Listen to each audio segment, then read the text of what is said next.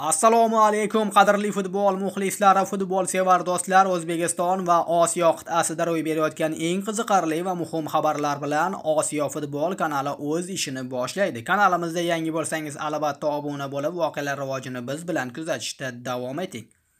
Superliga 14-tur uchrashuvlari yakunlandi.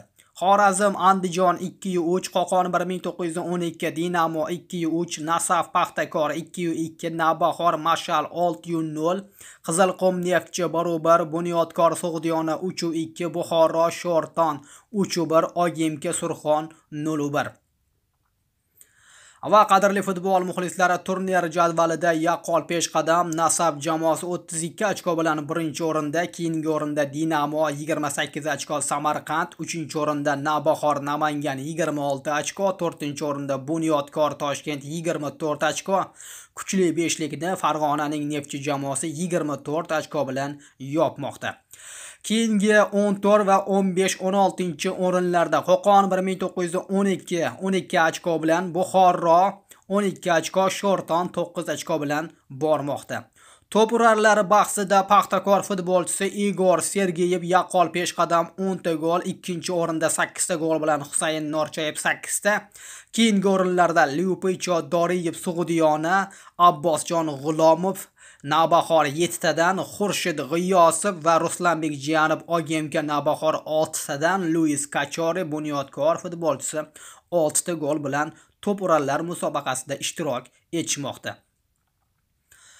Qatar mamlakati 2029-yilgi klublar o'rtasidagi jahon chempionatiga mezbonlik qilmoqchi. Ushbu mamlakat vakillari AQShda bo'lib o'tayotgan joriy turnir davomida FIFAning yuqori rahbariyati bilan bu masalani muhokama qilib bo'lishgan. Eslatib o'tamiz, bu 2029-yilgi jahon chempionatiga Braziliya, Ispaniya va Marokash mamlakatlari ham mezbonlik qilishga da'vogarlik qilishmoqda. Messi yana Yevropaga qaytishi mumkin. Hozirda Inter Miami sharafini himoya qilayotgan Lionel Messi yana Yevropaga qaytishi mumkin. Gaston Edual xabariga ko'ra, 38 yoshli argentinalik yulduz jahon chempionati 2026 ga 6 oy qolganida raqobati kuchli bo'lgan ligaga ko'chib o'tishni o'ylamoqda. Futbolchi Barselonaga qaytish ham mumkin degan gap so'zlar paydo bo'lmoqda. Voqealar rivojini kuzatishda davom etamiz.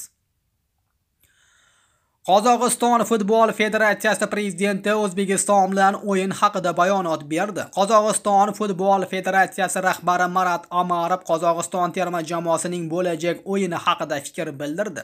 Qozog'iston terma jamoasi sentyabr oyida jahon chempionati 2026 saralashi doirasida Uelsga qarshi uy uchrashuvlarini o'tkazadi. Jamoa navbatdagi o'yinni mehmonda Belgiyaga qarshi olib boradi. Keyinroq jamoani mehmonda Liechtenstein bilan o'yin kutib turibdi. Ko'ramiz, Uels Belgiya va O'zbekiston bilan o'yin qanday o'tadi. Natija bo'lmasa, kadrlar bo'yicha qaror qabul qilamiz, dedi Omarov federatsiya rahbariyati milliy terma jamoa bosh murabbiyi Ali Aliyevga qancha vaqt berishi haqidagi savolga javob berar ekan. Avvalroq O'zbekiston noyabr oyida Qozog'iston bilan o'rtoqlik o'yinida qatnashish haqida xabar berilgan edi. Voqealar rivojini kuzatishda davom etamiz. Qadrli futbol muxlislari, mana bu fotosuratga e'tibor qaratishingizni xohlab qolgan bo'lardik. Bu Paxtakorning zaxira tarkibi futbolchilari o'yin o'tkazishdi va maydondagi futbolchining libosiga e'tibor qarating. Bu yerda bilmaymiz 59 mi yoki 50 mi, har holda 50 raqamli son bilan boshlangan son bor raqam, lekin bu vaziyat men uchun bilmadim-ku, hamma uchun uyatli, o'zbek futboli uchun e'tibor qarating.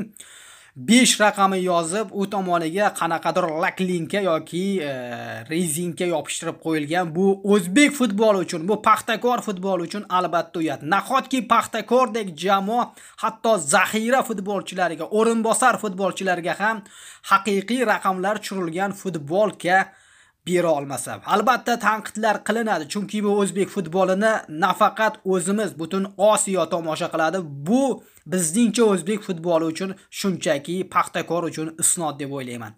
Albatta fikr mulohazalaringizni yozib qoldiring. Bu fotosurat qanchalik to'g'ri, haqiqat va sizning fikringiz muhim. Bu shunchaki o'yinlar uchun bo'laveradimi yoki haqiqiy formada chiqish kerakmi? Eng shoshilinch va muhim xabarlarni Osiyo futbolida o'tkazib yubormaslik uchun kanalimizga obuna bo'lib qo'ying. Biz yana gaplashamiz. Salomat bo'ling.